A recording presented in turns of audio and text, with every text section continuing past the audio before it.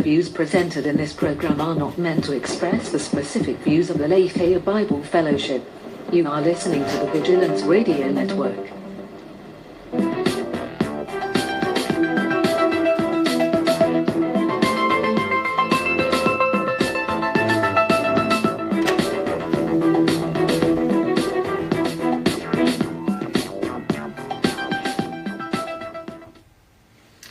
Alright, so welcome back to the Culture Insanity Podcast.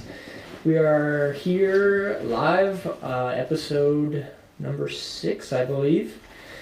I had a little bit of a difficulty getting back into it, just with the hecticness of holiday season, Thanksgiving week, and Black Friday shenanigans, and the whole nine holiday season, so time is hard to come by, just to be honest. Are you about to say something? I never apologize for gracing people with the resources as much as we can. I never said sorry. I did it. Just right, saying what the truth is. That's true. It's hard to get on this thing when we're so busy. We lead busy lives, but we're back. So, got a couple interesting things on the docket today. I just had just for vulnerability's sake, I had a hard time trying to come up with some stuff to talk about, just because I feel like every single day it's just the latest victim to the sexual assault thing. So I was sort of at a writer's block, if you will, so to speak. But we got through that. We got some interesting things to discuss today. So, I guess if you're ready, Josh, we can get right into it. Let's get into it. All right, just want to make sure you're ready. So first up, we have what we're calling the morality of brand hostaging. And if you will recall, a couple episodes back, I think it was a couple episodes back, we briefly talked about just, it was Mila Kunis, and there was an article or there was some news about, so she was doing something, she was like donating to Planned Parenthood in Mike Pence's name as sort of a, screw you to Mike Pence. And because of that, and because of her connection to Jim Beam liquor, she was getting, and Jim Beam was getting a lot of backlash by the people because they didn't, agree with her views and agree with what she's doing, obviously, and, it's kind of a childish thing. But so in that situation, the people were sort of holding Jim Beam hostage for their representative acting a certain way.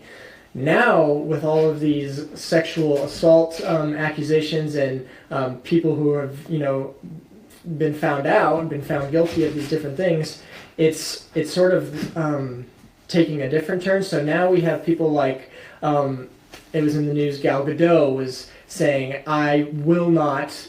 So she's Wonder Woman. I will not continue as Wonder Woman if Brett Ratner is attached to the next project, because Brett Ratner was a producer or something tied to the next Wonder Woman movie. So she was holding that character and that franchise hostage because of this person who has been accused and of his indiscretions. And then the same thing with I think her name is Melissa Benoist, the actress of Supergirl. Same sort of thing. She was saying that she will not continue in her role if, this doesn't get addressed or these certain people are attached. There was someone else too, I can't remember, but there's basically a question of, are these people, is that appropriate? I mean, even you see it in the NFL with the Colin Kaepernick thing. He's using that platform to push whatever social issue he feels, whatever. But he is contracted by the NFL to, that's his job. He has an agreement. He's getting paid millions of dollars. These actresses or actors or whoever it may be, they're getting paid millions of dollars to, for whatever contract they have. So is it appropriate for them to be doing that? And what's the morality behind that? So, just real quick, I guess I'll share my thoughts, and then Josh, you can shed some light on what you think. But basically, my thought is, as the representative of the brand, you're basically held under a microscope for everything, little thing you do. So I guess when I was thinking about it, I was thinking more of the Mila Kunis thing, but and that's just the nature of the world we live in with social media and instant communication, you know, like, Right. and everyone has a voice. So then, like, are you prepared to live under that scrutiny? And if not, then like don't sign up for it. But is it right for people like these celebrities or these characters to hold their whatever they're attached to hostage? And I don't know. Like I don't. My first inclination is that, like, that's not what they're there for. Like if they want to be some sort of whatever, maybe get into politics or something. Right. So I don't like it because that's not what you're there for. You're there to play a character. You're using your influence as a big time celebrity or whatever to speak into something. And I don't know. I'm sure that a lot of people maybe don't agree with this, but so that's my first whatever is that's not why you're there. Okay, you're there for a job. You're contracted. So that's like your knee-jerk reaction. My knee-jerk reaction. But then, like, I could see how people with that influence can use that for good. But my knee-jerk reaction is that's not why you're there. So basically, shut up. Mm-hmm. Like, if you want to, like, I don't know. I guess I don't have a fully formulated thought, but yeah, that's my knee-jerk reaction. If you don't like it, maybe don't be in that space and get out of that space so that you can work in a different way. And then, like, as the brand, like, then they get put into a weird position too, because now they're being forced to choose between whatever partners they had, or it's like pleasing their partners or pleasing the people. So then that becomes a difficult situation for them, and like either way they're pissing off a certain party type thing. So right. It's just a complicated issue. But yeah, my knee-jerk reaction is that you're not hired and being paid millions of dollars to speak into those issues. So I don't know. I don't like it at the surface. But what do you think? So, yeah. Are they, I think the question is, are they doing those things in order to use their influence, or are they speaking on the basis of just being human beings who are caught now in this position? And I think when you look at them, it's kind of hard to judge. Like, take Melissa Benoist, I don't know. Yeah, Supergirl. Supergirl, yeah. Take her, like, her position is a show that was pretty literally created to empower women, right? Yeah. And it's got this position of influence for the younger generation of women. So, because of that, like when she signed up for that, she was making her face synonymous with Supergirl, right? And so I think so now just the art is becoming reality, and she's using so Supergirl now is that real character. She is Supergirl, right? And yeah. And what that show is just pushing, right? I mean, the question is it moral? I think that's the real question. Is it moral to hold a brand hostage? In the case of Supergirl, I would say it would be amoral. Yeah. It would be amoral for a character like Supergirl to not speak into something that women of the world are hurting in. Like, she would lose her relevance, and she would possibly lose her sort of place as the needle on the compass for a lot of young women. So, because of that, there's obviously a talk of that. If that's already what they're doing in the show, like, is speaking to that issue with their art. I mean, that's a good question. Now, but that's what I'm saying. Like, now it's being taken outside of expressing that message via their art form, and now they're basically saying, like, I'm gonna stop doing this unless certain actions are being taken. So it's like, Yeah, it's hard. I mean, I believe in cohesion of storytelling. Mm. So like an artist should only be telling something bad in their story for a good point. Like if you're a good person, then the bad things that happen in the story you tell should be for a good point, not essentially a weird form of escapism or so that you can commit bad things. That's why, like, I'm not a big fan of like in the GTA games, for instance, people killing people for the sake of killing people because they can get away with it. Just because that's how you pass the time. Right. So to that end, it's like how do you deal with the morality of it if you are Melissa Benoist or Melissa Benoit or whatever, Melissa B? How do you deal with the morality of it if you're Melissa B or Gal Gadot? Like these characters who are empowering of women, or have been accosted to be empowering of women.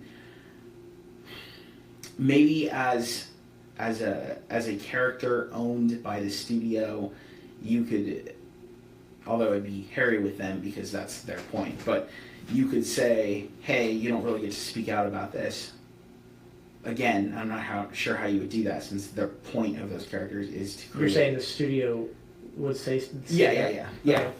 Like just like how the studio can say, don't give spoilers. Mm-hmm. Yeah, they're like non-disclosure type things. Right, like I'm sure, and I would not be surprised if studios are building into their contracts things like that now. Interesting. Yeah. But I mean, a studio can say don't give spoilers about things like, I'm sure it can say also don't talk about behind the scenes types of things, right? So like, but then how do you as the actor, as the person who's playing this, deal with that? That's a hard one. We as pastors,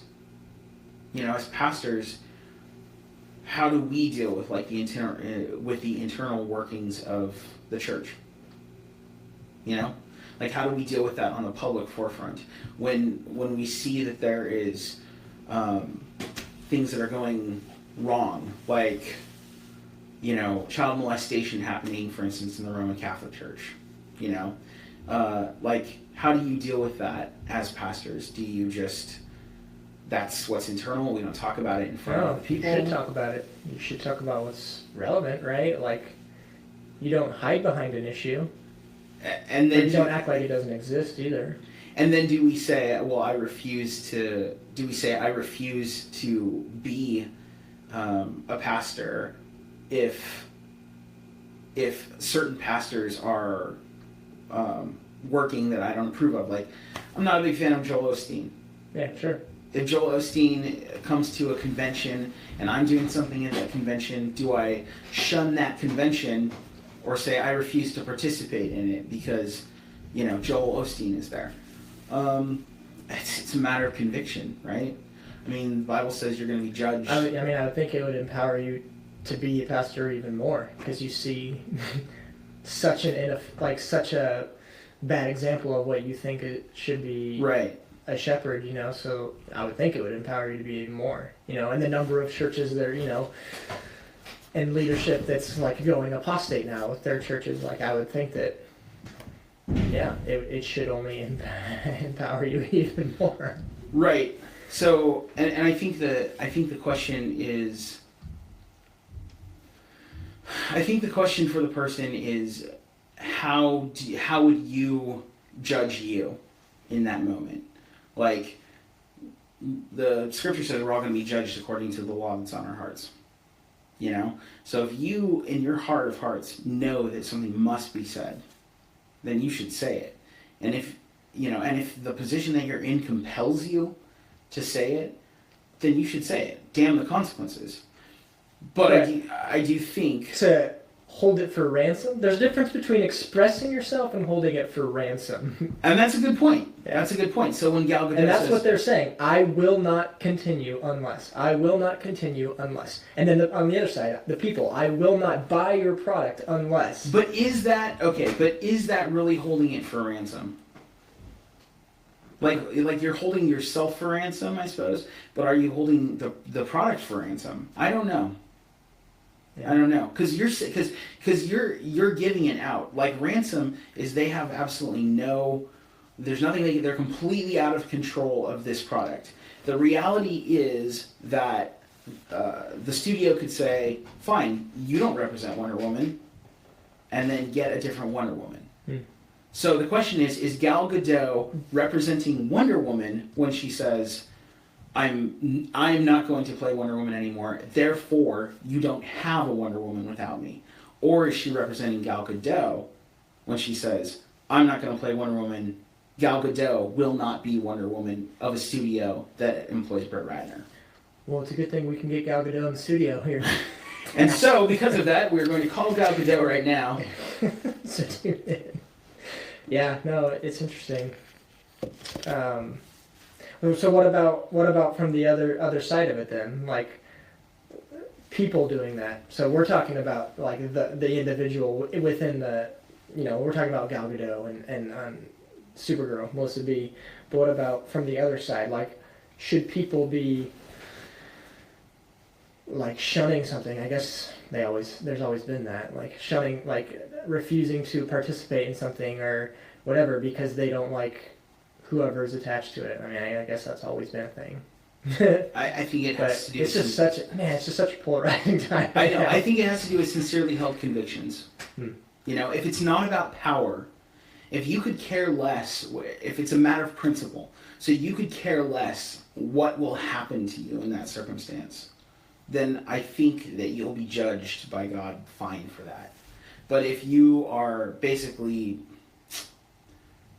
bolstering your power, if you are swinging dick, if you will, because you know that they can't do anything about it, like, I think that you'll be judged for that too. If that makes sense. Yeah, it's a fine line that's only in the heart and nobody knows it. And in the Mila Kunis case, it's interesting because, like, so she's the representative of that brand, right? And she is directly contributing to something that, as a Christian person, we do not agree with. Well, I mean, contributing perhaps. I mean, they're not advocating. In fact, are they the ones that are like drink responsibly? Or is that just kind of like that's just general? That's a general. Okay. Yeah. But I'm talking about what she's doing. Oh, yeah. Okay, her contribution to Planned Parenthood. Right. I'm not talking about the alcohol. Right. But like, yeah. So if you're viewing it like, I feel like, yeah, if you're viewing it through that lens, like, man, I'm having a tough time supporting this brand, which I like, Jim Beam liquor. But isn't that their representative is directly contributing to something that I fundamentally disagree with? So what am I going to do? Right, but isn't that different? I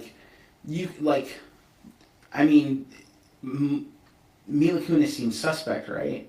Like, it's not about, I'm disgusted by my involvement in this, but I have to say something because whatever. Instead, she's like, just taking jabs. Mm-hmm. Like, that's what the whole Mike Pence thing is, right? Mm-hmm. So, to me, it's different. It's like ontologically different. It's a category issue. Mm. Like, what she's doing is having fun with her power as a celebrity. Mm. I don't think that Melissa Benoist is, or Melissa B, or whatever. I don't think that Mel B, that's a different person. Spice Girls? Yeah, Spice Girls. That's scary. Scary Spice. Yeah. I don't think that Supergirl is having fun with her, with it. It feels sincere from, like, whatever. Right. Like, that's what she, whatever, but, yeah, no, I don't know. I guess that kind of segues into the next topic. Cool. So we got, the concept of character ownership and responsibility. So I don't know how recent it was, fairly recent, but it's like we got our youngest viewer right now, Aiden. Nice, Aiden. Apparently, Aiden is watching us on his mom's account. Hey, Aiden. So the concept of character ownership and responsibility. So the other day or earlier in the week or something, recently, Daisy Ridley came out and said, basically that after episode, let's see, is that 9, right? Mm-hmm. Episode 9, she's done, like, whatever, like, right. And so that then, like, that makes fans upset or whatever because it feels like they're already getting robbed of that character or something like that. Right. So then, like, what is right? That's not the right whatever, but what belongs to, like, yeah, does she have the right to take from the fans the character of Daisy? Yeah, which is sort of a silly notion. So she admitted that she didn't know what she was getting into, which is to me is absolutely ridiculous. Yeah. You signed a 3-movie contract with Star Wars, and now you're going to say you don't know what you're getting into? Right. Wow. But it's possible. I don't know how. I don't know how. You know, if you're one of those people who thinks that everything sci-fi is nerdy and you just sort of, you know, you thought you were going to get into rom-coms and then you got that one job and you're like, oh, okay. Yeah, but so like what's appropriate? So my thoughts are just, yeah, when you sign on for something, you're signing on for it. So she knew she was signing on for some sort of 3-movie arc for that character. Right. And the writers or, you know, the brand knew they had, in 3 movies or whatever, they had an arc for that character. Right. And so that's fine. Like, that character's arc was only supposed to last a certain amount of time. Yeah. And so when she steps away, it is what it is. Like, this is not something new, you know? Like, Right. Han Solo only did 3 movies, and was there ever any backlash that that Harrison Ford is Han Solo, that Han Solo is Harrison Ford? Like, no. In fact, people love it. So much that they brought him back. Like, they, whatever. Like, Yeah. So it's sort of a kind of a silly notion. So what it is people just pissed off that they feel like they're getting robbed of a character. Yeah, I mean, it's a little bit different though, yeah? Like I mean, we're talking about the 1980s when Harrison Ford was Han Solo. Okay. And he may have become synonymous with the character, but there wasn't fandom the way that there is now. There wasn't. But what's being asked? That she owes more to the fans and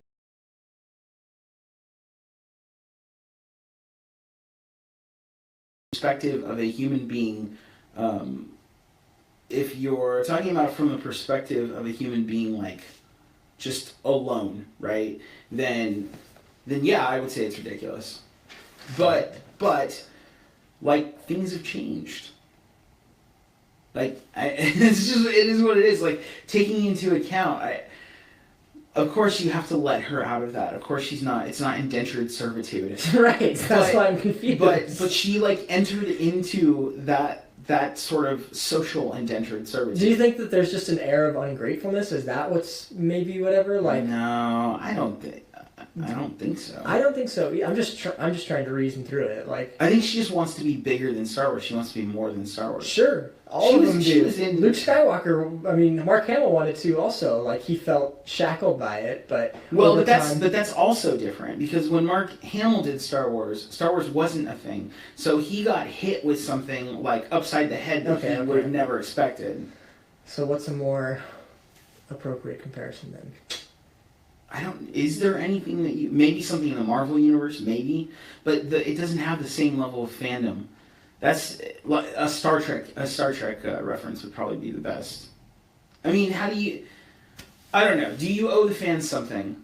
Maybe. What does that look like? What does that look like? I don't know. Does it look like signing over your likeness to That's what I'm saying. To Disney? What does that mean to the fans who would be upset that what she's gone? Like, we get no more Rey after episode 9 or whatever. Like, I'll tell you what it looks like. It looks like a bigger contract. First of all, that's not even necessarily true with like their animated series and stuff. Like, Rey can totally be in it, whatever. Right. You don't even need her voice. Right. But yeah, I don't know. It's a weird notion. Yeah, like indentured servitude, like you said. Like, that's what's being asked. But I don't know. Either way, I'm excited. I'm excited for her to be done. Like, yeah. How'd she do in Murder on the Orient Express? She's good. She's got some acting chops, man. I saw. She's good. I saw like an article like, is there life for Rey after Star Wars? She's already like multiple movies, I know. So there was that, and then I just stumbled across her in something else the other day. Like, she's gonna be fine. Like, yeah. It's not like she is Rey and only Rey, and good luck finding any. Like Jake work. Lloyd. That poor guy. I know. Child actors, man. Yeah. Child actors. Yeah. Luckily, she's a little older, but. Right. Yeah. So I don't know. It's a weird thing. Fans. Yeah. It's hard to please those hardcore. I think you got to let her. So my final thought on that is I think you got to let her out the back door. But I do think that it should be like, if you're going to enter into any sort of fandom, you should know better. If they kill her, like, is this even a conversation? Yes, because nobody stays dead anymore. Especially in Star Wars. Yeah, nobody stays dead in anything. So, but I guess it is a good question in terms of like media now, because fandom is so easy to pop up. It's like there's such a huge fan base for everything and anything. The fact that's why freaking Funko Pops are so popular. You guys can't see it right now, but I've got something like he's got a wall. 30 Funko Pops on the wall right now. And Funko has they have licensing for everything. Everything. And that's what I was just about to say, was the fact that you can get a Funko Pop for Star Wars as much as you can get a Funko Pop for Suki St. James from the Gilmore Girls. Yeah. Which, by the way, is an amazing show. Anyway, but yeah, the Funko Pops is a really good example of that. So, I don't know. Should you know what you're getting into? I think in some cases, no. I think in the case of Mark Hamill, no. But when you know that there's an established brand, regardless of if you understood how big it was, do I think that it's always... So what would be your advice to someone that's about to sign on to that? Like, what would you say to them? I think you should consider where you want to be in the next 20 years. Yeah, decades of time. Right. You should ask yourself, where do I want to be in the next 20 years, and what do I want my interaction with fans to look like? And you should be thankful for the opportunity you have and incorporate it. I mean, if somebody says to me, hey, Josh, I want you to be the next Sith Lord in the Star Wars movie, and I even think of saying yes to it, then I should consider that my face, my likeness, my whatever is going to be a part of that. Is going to be synonymous with that, and I should take that into consideration and make it a part of my life plan. The Marvel thing is actually a really good example because, we'll talk about it later, but Iron Man has grown old. Robert Downey Jr. has grown old as Iron Man. Right. Well, and I think that's kind of a way that Disney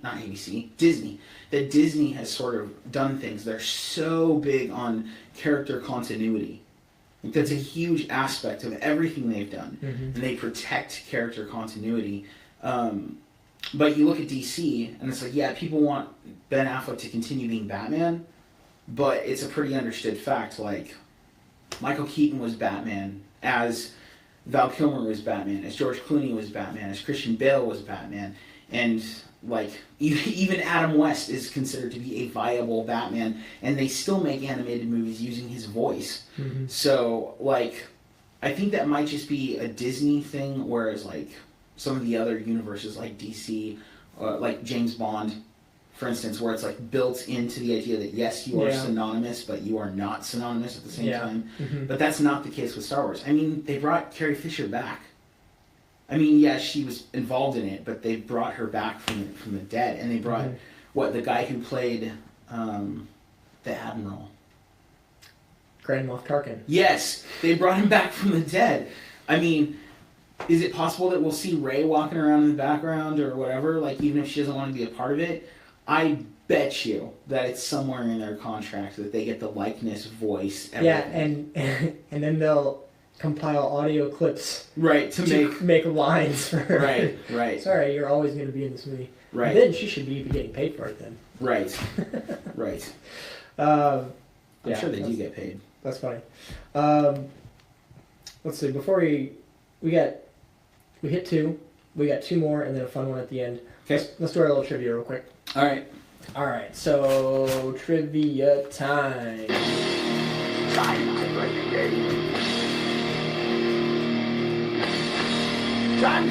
the game!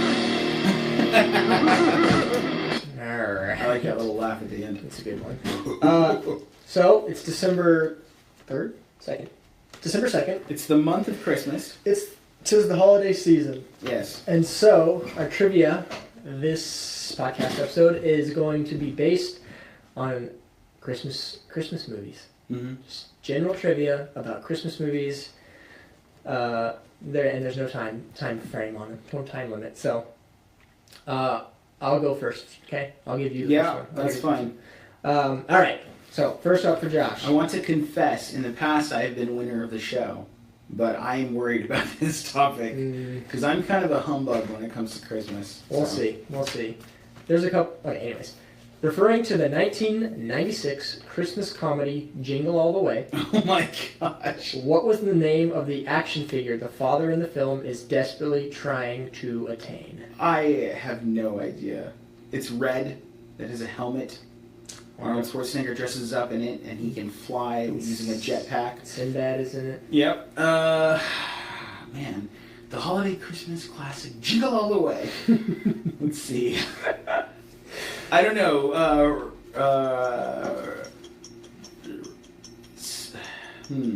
Turbo Man. Are you serious?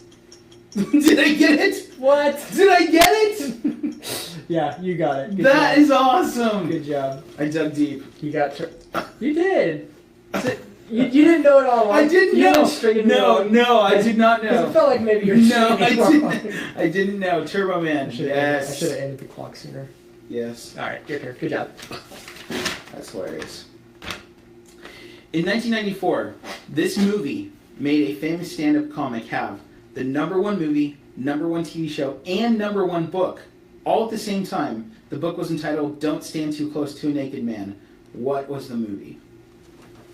Oh, you're not asking for the actor or the No, guy? but you can say who you think it is. All right, give me it one more time.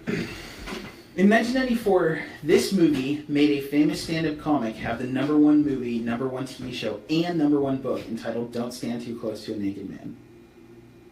And what was the name of the movie? Yes. What movie made this happen?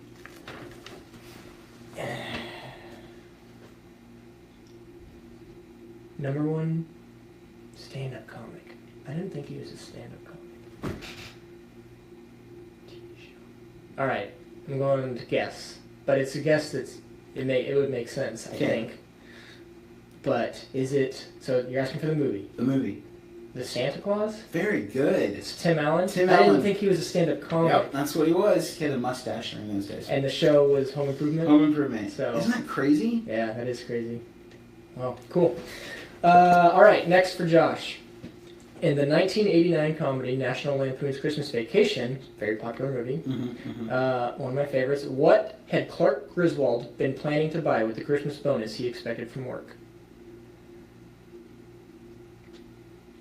A new car. I don't know. It's a swimming pool. Ah, Bean-shaped. I have Bean-shaped no swimming pool. idea because I don't like that movie. Oh, really? I don't like Christmas movies. Even that one? Just in general, I don't like Christmas All movies. right. Okay, your turn. All right, my turn. What movie dressed up a boy to look like a girl in a picture gag where the protagonist finds the image and says yuck? What movie had a boy dressed up like a girl? In a picture gag. So What's they a look at picture the gag? picture Okay. and they say yuck. It was, yeah. Hmm.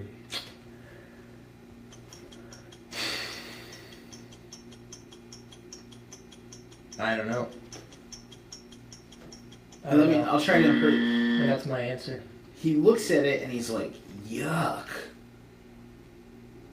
No? At least I hope it's yuck. That's what I wrote down. It was Home Alone. He dressed up like a girl. The kid dressed. No, it was what's his name's girlfriend, Buzz's girlfriend. Home Alone 1? Yeah, Weird. it might not have been yuck though. Buzz's girlfriend. Okay. Well, 1 for 1. 1 for 1. My turn for you. This is a good one. This is a good movie. I don't know if you like this movie. In the 2003 film Elf. Mm-hmm. You like Elf? Yeah. Well, what was the make? What was the make and model number of the 500 reindeer-powered jet turbine engine that powered Santa's sleigh? Are you serious? It's silly. Like it's like a silly point in the movie. Like Okay. it's a silly thing about it. Okay, I'll just say it again. In the 2003 film Elf, what was the make and model number of the 500 reindeer-powered jet turbine engine that powered Santa's sleigh? Make and model number. Don't overthink it. Just Rudolph 001? No, the Kringle 3000. I feel like Rudolph was a good guess. Yeah, sure. Your turn. Are we still 1-1? Well, now I'm 2 off. But we still only have 1 right each. Yes. Okay. This item was asked for 28 times in this 1983 Christmas Story. Red Ryder BB gun. Yeah. Woo! And I can't deny the fact that you liked it. I thought that was way too easy, especially because I phrased it as this Christmas Story, Yeah. but I was trying to... I made sure to stay away from any of those questions, just FYI. In the Tim Burton animated classic, what is the name of the Pumpkin King in The Nightmare Before Christmas? Is it Jack? You talking about Jack Skellington? Yeah. Okay. I was hoping you would view it as a trick question. Yeah. The Pumpkin King. I know. Good job. I hate that movie too.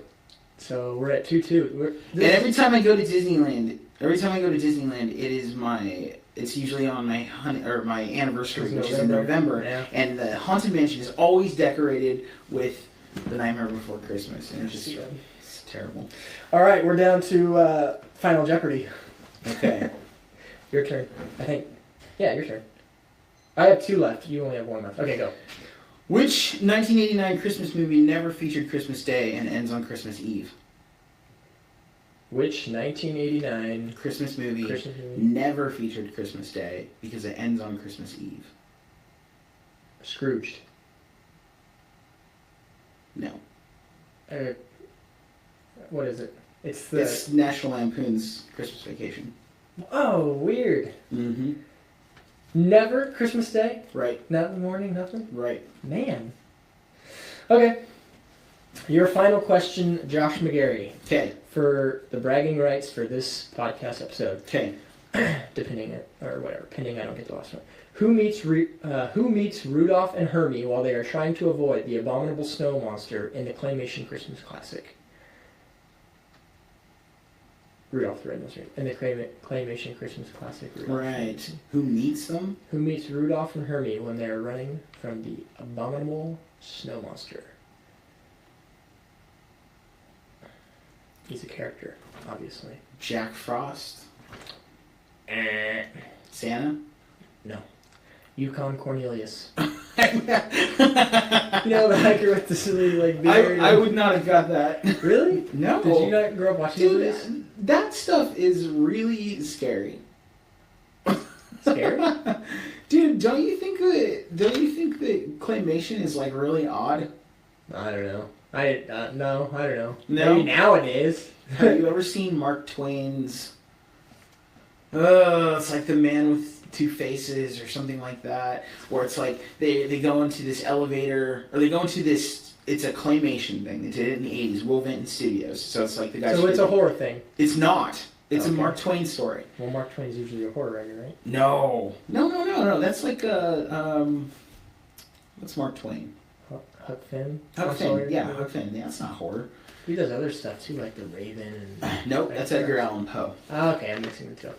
But anyway, so they go on this steamboat or whatever, and the steamboat takes them to different places, and it has different rooms you're not supposed to go into. And they go into this room, and they find this being that doesn't have a face in the room. It's these 2 kids, and they're talking to this being, and he starts creating things out of clay, and then he's talking about... No wonder why you have a weird association. And then he's talking about, and then he starts doing bad things to them, and then they're like, "What are you? What are you, mister?" Like he's some sort of evil god or and something? he's like, "I'm an angel." What? And they're like, "What?" And he's like, "My name is Lucifer." I'm 100% serious.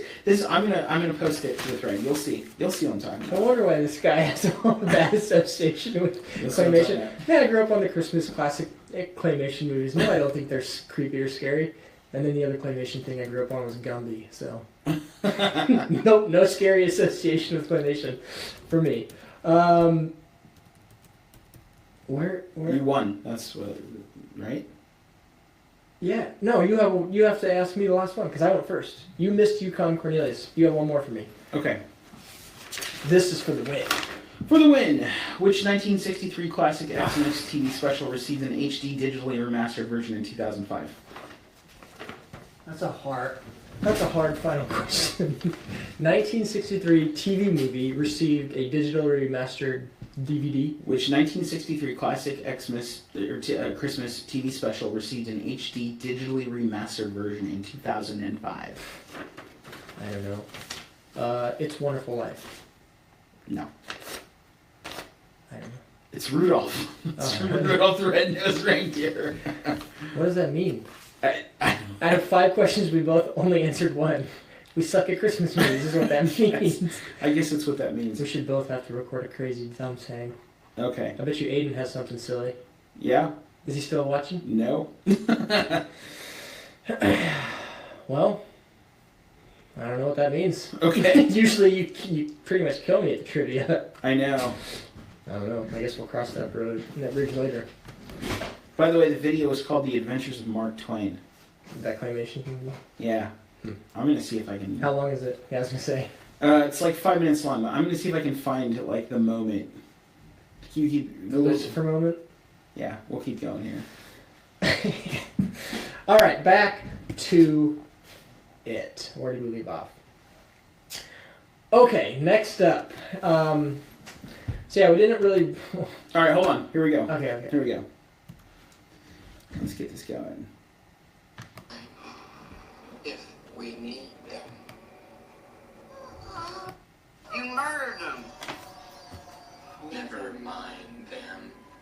People are of no value. His face is melting. We could Or make distorting. more sometime. Wait. Okay, hold on. If we need them. Hold on. What's up with the voice? That's what I'm saying. Here, watch. What it is. Watch this. And listen. You murdered them.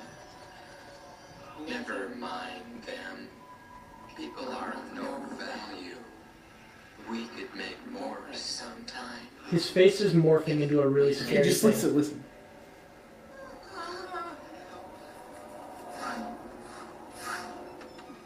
Life itself is only a vision, a dream. Nothing exists save empty space, and you are but a thought.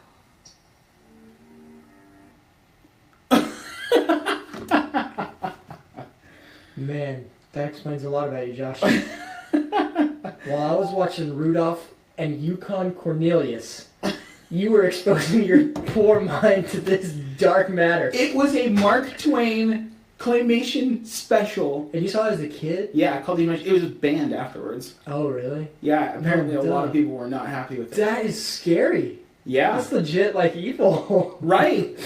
People are of no matter. People have no value. We can make more of them if And we need his, to. meanwhile, his face is, like, distorting to, like, a skull or skeleton. Well, you missed the part where he calls himself Satan. Yeah, I didn't hear it. That's creepy, though.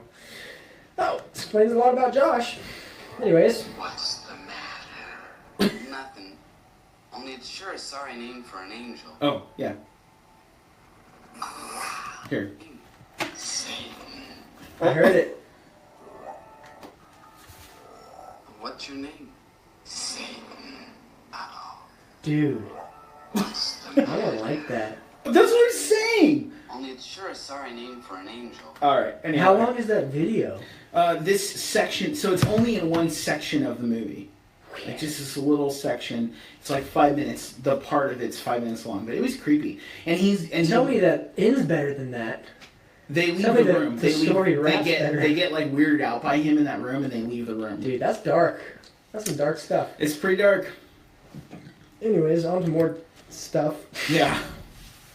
Alright, so trying to take a different route in this whole sexual assault revolution exposing thing. Whatever you Whatever you want to call it. Because more people accused, and the latest is Matt Lauer, which is crazy. But so a couple weeks ago, Bryan Cranston came out and said that over time and under these specific circumstances, like as people, we should be willing to forgive, and move on. Yeah. And these people should be given the opportunity to sincerely apologize, show contrition, and eventually Right. they should be forgiven, and they should they should have a place in society still, Right, you know? right.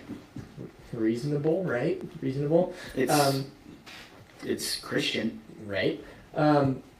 Just this week, a couple days ago, Amber Tamblyn, an actress, I don't really know what she's from. I thought she was from one of those girly shows. Like She was 10 years ago. in the Traveling Pants movies. Oh, okay. Yeah. Well, she basically said she's really frustrated. She said, "Why do we need to talk about the redemption of men when we are right in the middle of the salvation of women? Not even in the middle, but the very beginning." It's really well worded. It is worded. Why are we obligated to care about salvaging male careers when we have just begun to tell the stories that have plagued us for lifetimes? It seems some men like a revolution only when it's their kind of war. Well articulated by her. Mm-hmm. So, my thoughts are... Let me get back to my thing here. So yeah, like you just said and whatever, my thoughts are that, of course, people always should be holding that capacity of forgiveness. Mm-hmm. Yes, there's currently a revolution, as she put it, to expose these type of men that have been or are being accused, are using their positions rather as men to, you know, hurt and traumatize women Sure. by whatever they're doing. Yeah. And it's good. Like, those people should be, you know, exposed, and they should Held accountable, and they should face consequences for those things. Absolutely not disagreeing with that whatsoever. Her thing is, like, she doesn't even want to hear, you know, the down the road part of this thing, and she is upset that that's even in that conversation. She didn't ever say it, like, she never said it was a direct response to Bryan Cranston, but I mean, I have to assume, like, if, you know, she's hearing that or whatever. Sure. But these people, like, yes, these are, like, horrible, like, heinous things, right? And inappropriate, Mm-hmm. but that's not what defines these people, right? Like, Kevin Spacey, for example, did terrible things back then, and, you know, still acts a certain way on sets and stuff. But does that mean Kevin Spacey isn't also this and also this and also this? Like, these people are dynamic, and just like with everything nowadays, there's a tendency or an urge to want to just slap a label on someone, and that's who they are, and there's not any sort of recognition for people's dynamic nature. So I think that's the first thing that needs to be recognized. Like, of course, these people did bad things, and yet, of course, they need to face the consequences, and of course, there needs to be time for healing and all of that. But at some point, there also should be forgiveness, because that person, while having that bad side of them, that not perfect side of them, has also this side of them, and this side of them, and this side of them. So I think it's on that, like, basis of people's dynamic, like, nature that we should be, that forgiveness should be given. And I think that, like, we see that in God too. Like, thank God that we aren't held to these bad things that we once did or something, you know, like, God sees past that, and I think that we should be modeling that same behavior. Yeah, I mean, I agree with the sentiment. I don't know that I think that it's realistic without God, though. I mean, people are dynamic, but people also live in the moment, you know? Like, we're finite beings. We live in the present tense. Our legal system is set up for actions, to judge actions that took place in the now, not necessarily accounting for the future or the later. You know, we don't judge people after they die. We judge them midway through their life. Mm-hmm. And so this is already segueing into the next topic, but keep going. Yeah, so I just don't know that without having an eternal mindset, a person is going to be able to do that, because the dynamicness of a person isn't enough to give them forgiveness, to give them hope. The other thing is that, you know, the scripture teaches reconciliation. Now, how that reconciliation happens, you know, there's a lot of people who say different things about different ways in which that reconciliation takes place. But it teaches that all things will be reconciled to God.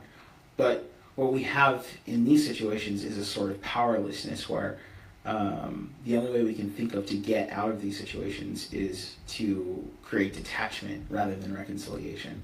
So I think a person, they might recognize the dynamicness of, say, Kevin Spacey, but they want nothing to do with him. They have to be detached from him. They're not looking to get Kevin Spacey back into their scope. Yeah, and that's the end part of the point that I had typed out, was that it doesn't feel like people want the best for people. You know, that's missing in society. Like, Right. people don't want the best for Kevin Spacey. Like, they don't want to see him through. You know, they're short-sighted, and like you said, they're dealing in the now, and so now Kevin Spacey's career is over. Now Kevin Spacey is defined as, you know, horrible for these things. Like, never mind, you know, whatever. I don't know this, but, you know, if he did any sort of philanthropy or something, like, Sure. that aspect of Kevin Spacey is forgotten or not recognized or something, like, because like you said, they're dealing in the now, and they don't want, people don't want the best for you. Right. Well, it's, I mean, I don't know if I would call it positive, but for them, at least a realistic aspect of it is that, you know, later on, maybe you'll do something profound and all of a sudden everything will be forgotten. Maybe. Yeah.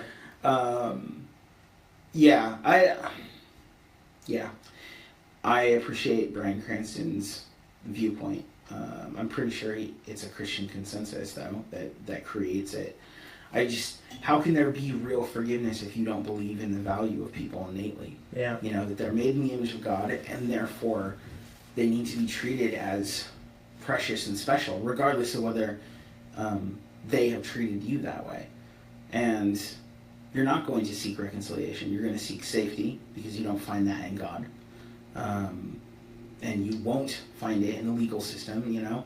You won't find it in getting away from people. You won't find it in social media, so on and so forth. So you were pretty much left to protect yourself. And I understand the position that Amber Tamlin is coming from. Yeah, I do too. I don't think that seeking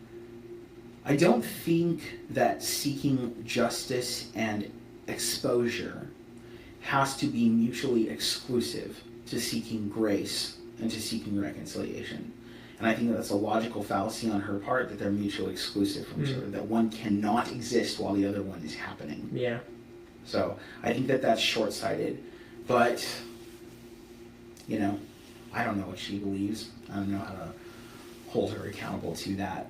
So I can tell you that for us, as Christians, we have we have a way, an internal way of dealing with things that always seeks reconciliation while holding people accountable. If you look at Matthew 18, it talks about how to hold somebody accountable. And there's arbitration, for instance, that takes place. Like, Matt Lauer's getting fired from NBC with cause, but without arbitration. Yeah. And his reputation is smeared, and all of these things. And we don't know if he's been mischaracterized or any of those things, because there isn't any arbitration. Yep. And that's, for me, that's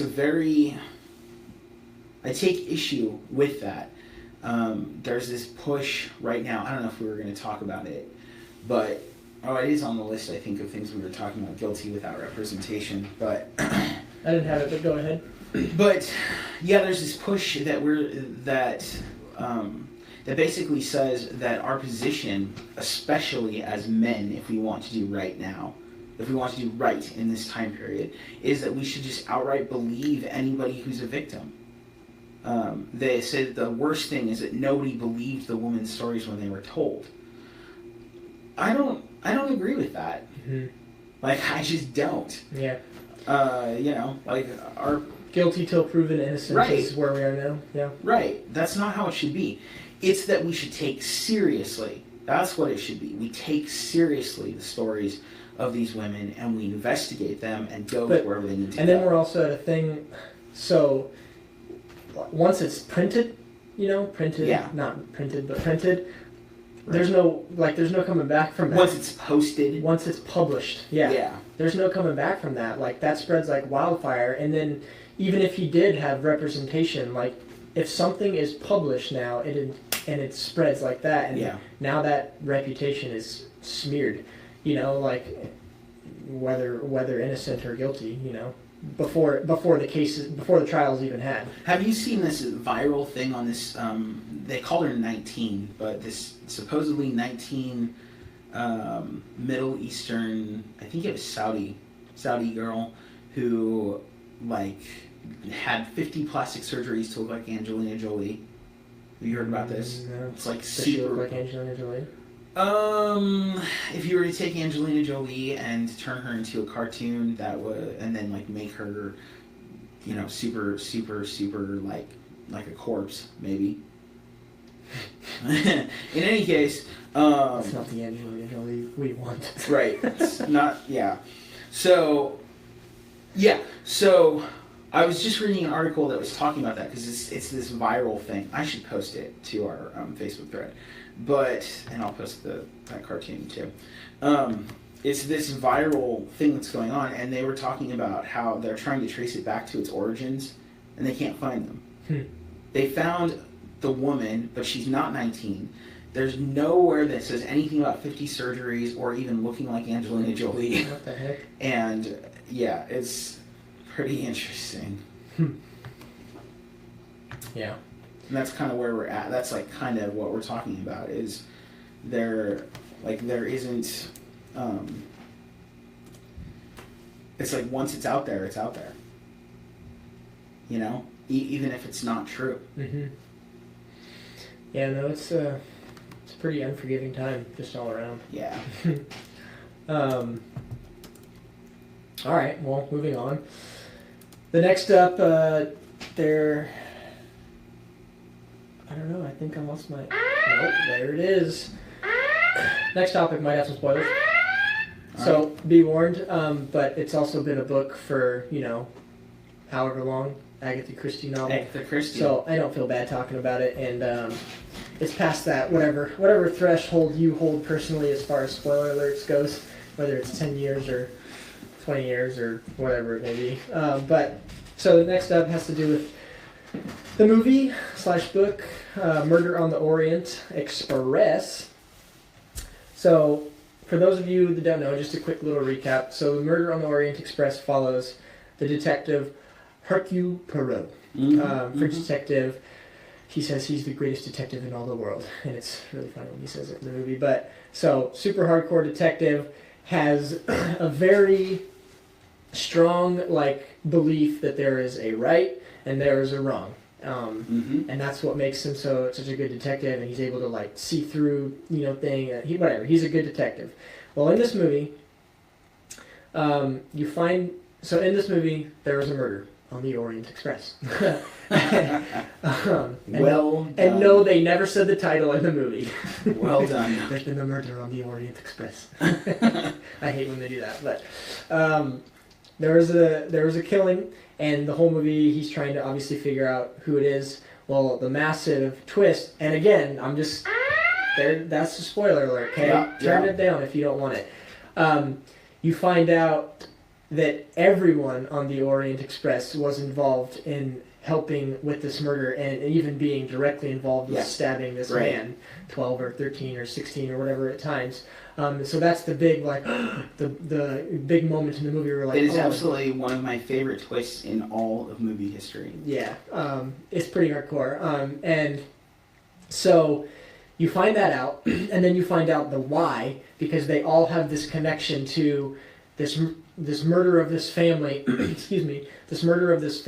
however long ago, and they were all affected by it, and the justice system failed this family in providing them justice for this guy who walked away from this murder or whatever with no consequences whatsoever. Right. And so they decide to take matters into their own hands.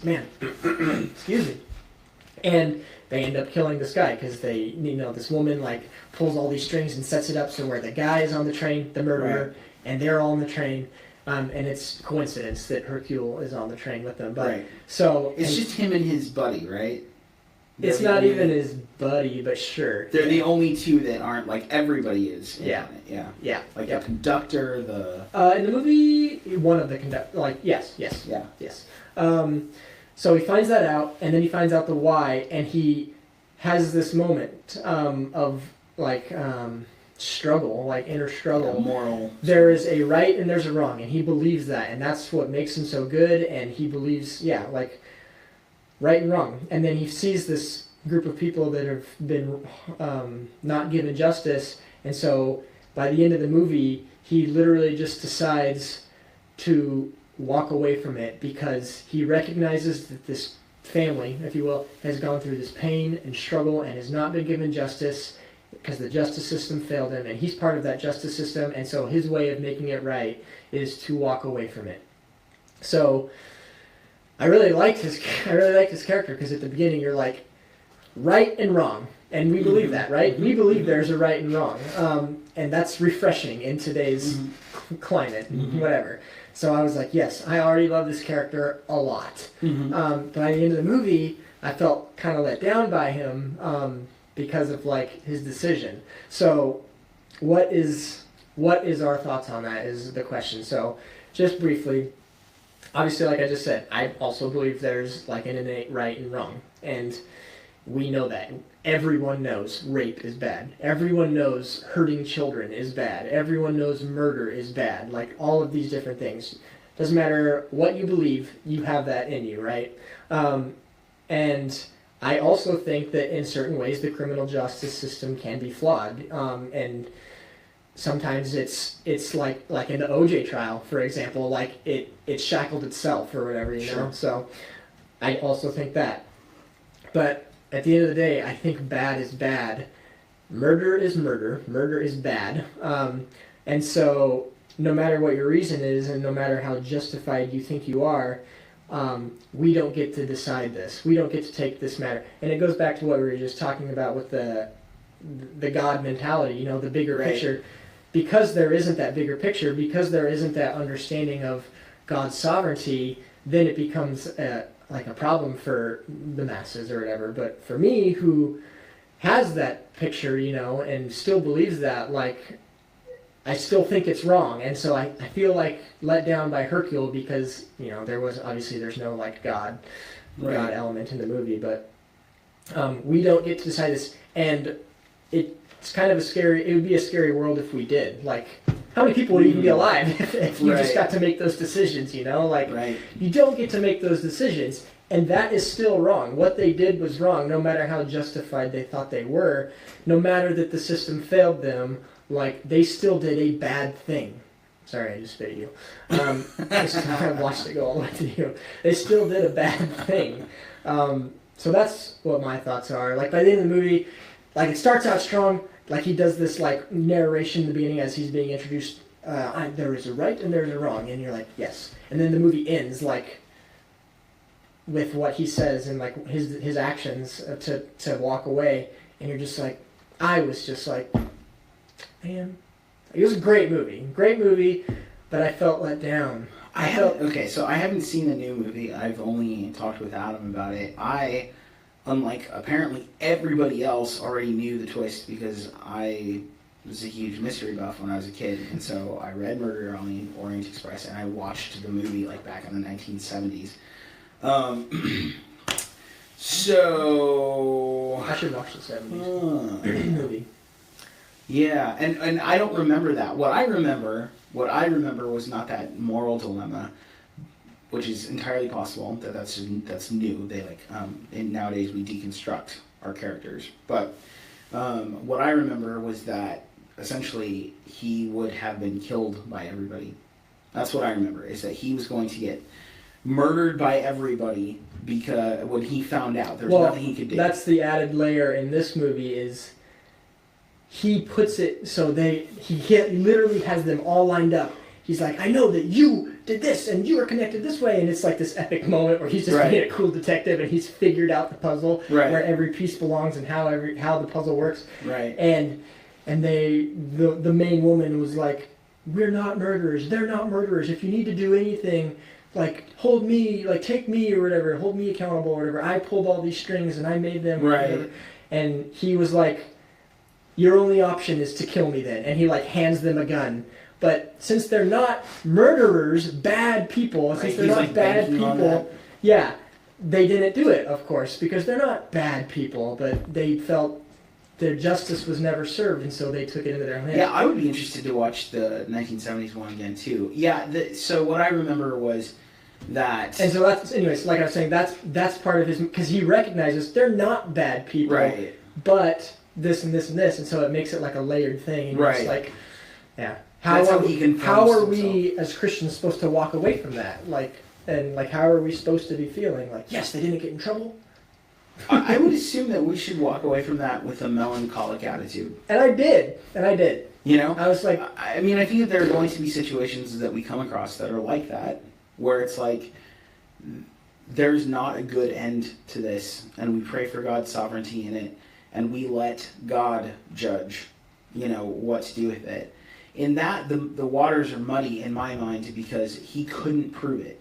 That's what I remember from it. So maybe that's not the new version, but what I remember from it was he couldn't prove it. He knew exactly what was going on, but he couldn't prove it, and he was going to die if he like tried to prove it. So they were at a stalemate, like they're playing chess, and there's nothing he can do. So it's like he just steps away, and they all sort of go their own way. But yeah, I mean, what do? I like to err on the side of grace and let God figure out the vengeance. We know that man's version of justice is not God's justice, and that's where we talk about the justice system failing them. The justice system would probably fail these people like it did before. So if you can't prove it, like, why stress the system to do so if you sincerely believe, not like mushy believe, like, but if you sincerely, like, strongly believe that these people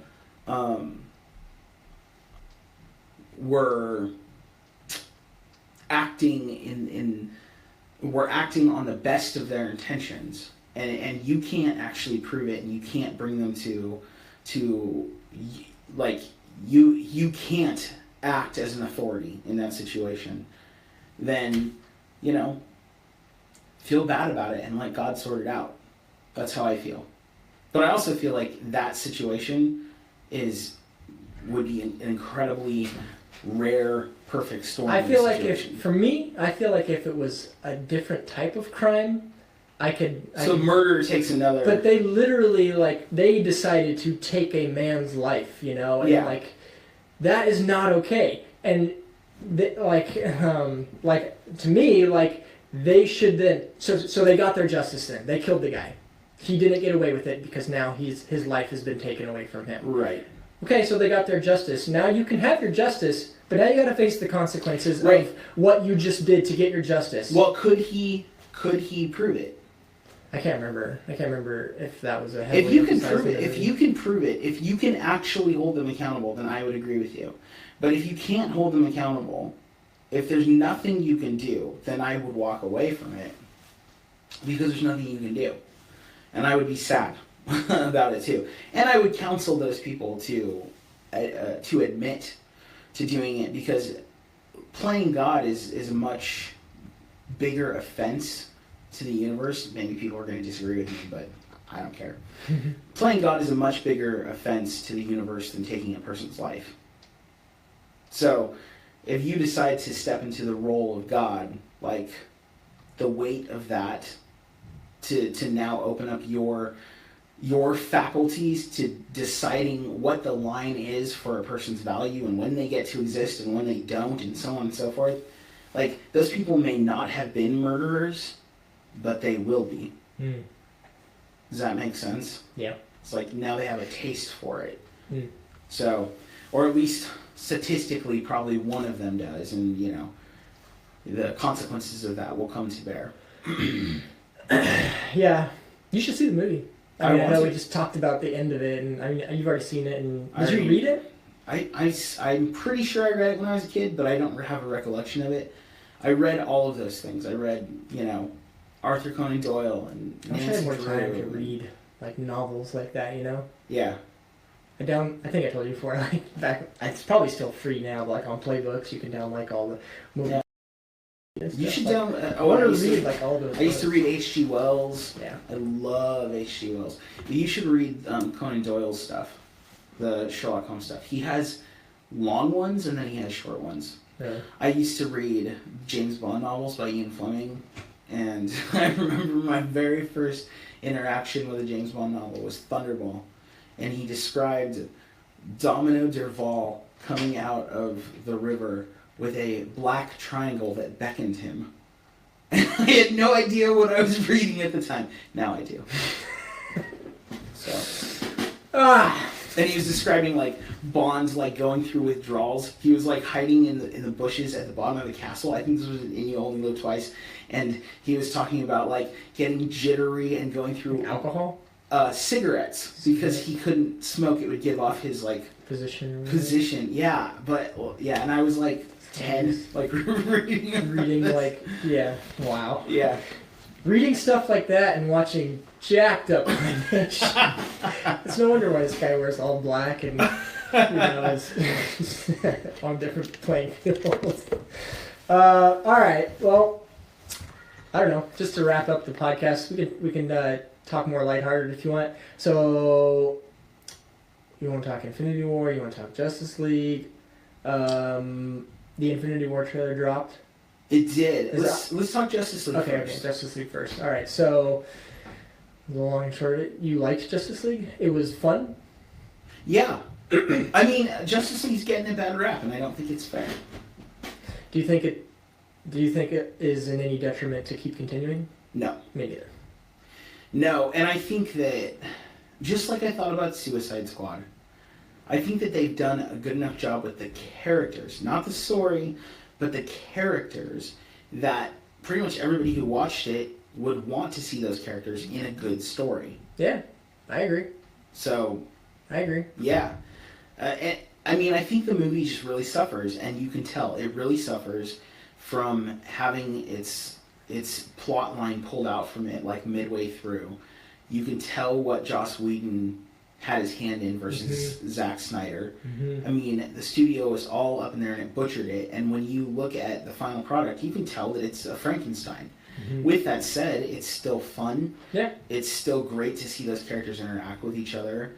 It's not the greatest movie ever. It's not The Dark Knight. Although, honestly, what is? Yeah. But it's not The Dark Knight, and it's a little bit schizophrenic. But at the end of the day, it's like you had fun watching it, and that's what I think about it. And I think that people are just being turds. Yeah. No, I agree. I agree. It was fun to watch, and I'm really excited to see if there's a Cyborg movie in the future, for example. I'm excited for the Aquaman. Like, it made me excited for more. Yeah. But, yeah, like you said, like, it wasn't the greatest movie, and it was kind of a botched job, and, different little nitpicky things about it, which I'm not a huge fan of talking about those. But, yeah, overall, I thought it was fun. But people are punks. I think that kids will grow up to love the movie, and I'm hopeful that history will shine favorably on it, and the entire DCEU as well. Like, I think Man of Steel was great, and I think Batman v Superman was spectacular, so I don't care what other people think about that. Loved the post-credit scene, too, by the way. Yeah, Got and super stoked about that. I honestly think okay, I was going to say this, but I'd be wrong. I was going to say that I think Wonder Woman is the weakest of the DCEU movies, but that's not true. Suicide Squad is by far the weakest.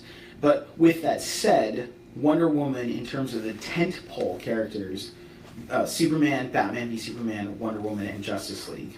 Because Suicide Squad's like B-listers. You thought Wonder Woman was worse than Justice League? Yeah. Really? Yeah. How come? It's too accessible. It's like playing Mario Kart, where, this is maybe a terrible example, but you ever like play old school Mario Kart? Like in old school Mario Kart, it required skill.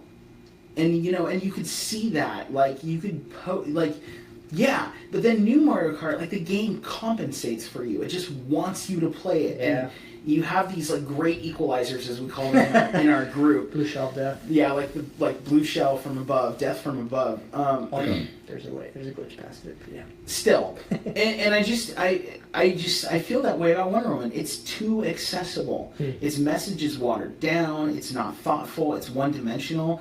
Is it fun? Yes. Is Gal Gadot great? Yes. Does it get Wonder Woman? Yes. But is Wonder Woman fairly one-dimensional? Yeah. When Wonder Woman was promised in Batman v Superman, we were going to get to see why Wonder Woman walked away from humanity. That topic was never covered. That's true. Not ever. That's a good point. And that's what I was hoping for. I was hoping to see Wonder Woman like it ending on a sour note where Wonder Woman walks away from humanity. Because then what does that do? What it does is it sets Justice League Wouldn't you say that after Wonder Woman had more of a reason to be involved in humanity based on what she saw from humans? Absolutely. Like, so it didn't make sense that she walked it was away from love, humanity. the power of love that destroys Ares or whatever. And so when she comes into Batman v Superman, it's just because it's too big, right? And so she like gets involved, but she had walked away from humanity and she wasn't sure what to do about it. And Batman at the end of Batman v Superman is saying like that he's regained a hope for humanity based on Clark's sacrifice, and he wants Wonder Woman to help him. And so like we were gonna get to see that whole arc, and that would have been a triumphant adult arc, but no. They walked away from it, and they made everything kiddie, and I think that Justice League suffers from that, because Justice League was in production while Wonder Woman was in production, and everything is like switched over. Pre-production and stuff, but Wonder Woman switched over. So basically, they had one direction that was, going left, and then they like changed it to going right, and so Justice League is now this sort of weird left-right zigzag. And yeah, I'm sad about it. It's not the movie that I was promised when I was watching Batman v Superman. I was super interested in the concept of a Justice League being brought together out of the like. Is Zack Snyder supposed to continue like leading it? The rumor is that Zack Snyder was that they wanted to fire him from Justice League. Yeah, but it was too far into production. Wow. So maybe not then? Yeah, they wanted to fire him from Batman v Superman, but it was right after Batman v Superman, because Justice League was already in production during the end of Batman v Superman, and then Batman v Superman tanked at the box office, so then they wanted to fire him, but it was too far into production. So then they kept it going, and then the stressors were too high on him, and then his daughter committed suicide. And then he left production. It was like a blessing. And they took on Joss Whedon because, Joss Whedon. But the problem is that Joss Whedon is just so different. Yeah. It's like funny. Joss Whedon is funny. Mm-hmm. And I love Joss Whedon, as, we've talked about before, but man, I'm sad about it, and I hope that time will vindicate it. Yeah. Yeah, no, I'm excited to keep watching. But yeah, I agree. Like, it wasn't the greatest. So what about Infinity War? Like I said on our little thread, little comic book thread, it feels like my whole life has culminated to this moment. When I watched that trailer, I was like, just kind of jaw drop, because, 10 years ago, like, we were introduced to Thanos is coming or whatever, and then it's finally happening, and you're seeing 10 years of characters and 10 years of stories and 10 years of just different interactions, and you're like, man, this is like a momentous it's going to be a momentous movie. Yeah, the only thing I didn't like about it, and I think a lot of people are on the same page, is how unepic Thanos was looking. Really? Yeah. I never read anything like that. Yeah, I mean, Thanos is like, he's got like all this like headgear and armor and all these things, and he walks out wearing like the equivalent of a Hawaiian shirt. Yeah. Yeah. It's like just a yellow vest and purple guy in a yellow vest. Yeah. And you're just like, okay, like, I mean, it would be believable in my mind that he walks out and it shows him and he's like, hey guys. Like, he'll probably get He'll probably suit up, obviously, at some point. But yeah, I don't know. Other than that, yeah, I'm on board. Everything looks great. Yeah, and there's gonna be some death. Yeah. People are dying. They're cleaning house. Yeah, I heard a rumor that there's going to be a resolution to the conflict of Civil War, that essentially there's going to be a comeuppance to it where Tony is going to it's not a rumor, it's fan theory, that Tony is going to make good on his bad decisions in Civil War, and that he's going to lead the team against Thanos so that the other team led by Cap can like survive, and his team is going to get completely obliterated. Interesting. Yeah. I don't know. I feel like they're both going to die. Like Cap and Tony are both going to die. And then I think you'll see like more minor characters die, like maybe like one or two of the Guardians, and maybe I think Loki will die in a way that brings his character full circle. Yeah, what does that even mean? Yeah, I don't know. When Loki dies, like he's just been a part of it for a long time. I know. He's the trickster. He'll come back. True. It's cool though, man. That trailer was epic. Who would you be okay with dying? Who would I be okay with dying? Yeah. Well, obviously I don't want any of them to die, because like we talked about earlier, like that is Captain America, and that is. I'd be okay with Clint dying. Oh yeah, Scarlet Witch, Clint, Scarlet Witch, Black Widow. Really? I like Black Widow. I like them all. I mean, talking about who would be okay she's with dying. She's one of the more complex characters in my mind. I think so. Yeah, but I have a different way of looking at her because of Agents of S.H.I.E.L.D. She's not in Agents of S.H.I.E.L.D., but they explore the Black Widow program in Agents of S.H.I.E.L.D. So there's more in Agents of S.H.I.E.L.D. and in Agent Carter. I think it's Agent Carter that explores the Black Widow program. It's really interesting, so there's a lot more context. So, like... I hope... Here's what I hope about... Like, my main hope and expectation, and it's dangerous to have those, because then you just get let down, but I hope that when these people do die, because there will be, there has to be. Sure. Like, I hope they do it in a way that makes it feel like you just lost Iron Man. When Han Solo died, spoiler alert, I was severely let down by that. Because we just lost Han Solo. Yeah. Man. And it was, I didn't feel it, and I was just like, they just blew by it, and it was that, and I was like, what? I was like, no, stop the movie. That's how I felt. Wait. So I hope that. I hope that when he's dying, I hope I feel Captain America dying. What Captain America represents. Like, it seems like they're building him up for quite the return.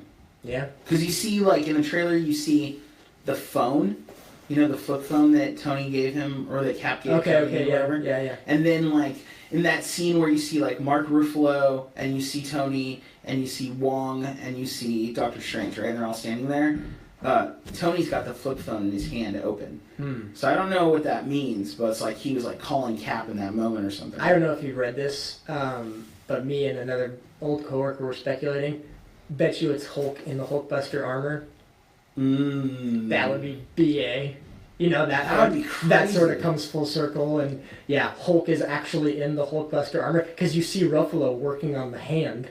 Oh yeah. And then a few scenes later, Hulkbuster comes down, and you're just like, oh, gotta get chills. Yeah, that would be crazy. Cool little things like that that just are like, yes. Yeah. Obviously, Ant-Man isn't gonna die. No, I don't think. Well, I guess it depends on when Ant-Man and the Wasp is set. Ant-Man, like, I don't really know what their plan is with, like, Guardians, like how far they want to take that. Somebody was theorizing that the Guardians and Thor don't show up until the end of the movie. Interesting. Yeah, they really takes to space or whatever, and then they like. Well, the whole event, that whole like event in comics takes place in space. Right. But what were we talking about? I don't know. Who would be okay with dying? Yeah, I don't know. This looks cool though. It looks really good. Looks cool. It looks really good. Well, I mean, feel good. Feel like we covered a bit. Feel good about it? Yeah. All right, guys. Well, as I said earlier, I didn't say this earlier. Usually I say it. But anyways, if you're interested in today's topics or just staying relevant, you can go ahead and check out cultureinsanity.wordpress.com, where you can check us out on Facebook and Twitter. at Culture Insanity. If you have something that you're personally interested in and want to hear discussed, reach out to us. If you're interested in exploring your faith or are completely new to Christ or the Bible, you can check out the help tab on vigilance.blog. So with that, this concludes episode number 6. Yes? All right. Yeah, hit that disclaimer and let's get out of here. All right, guys. We'll see you later. We'll see you on another time. The views presented in this program are not meant to express the specific views of the Lafayette Bible Fellowship. You are listening to the Vigilance Radio Network.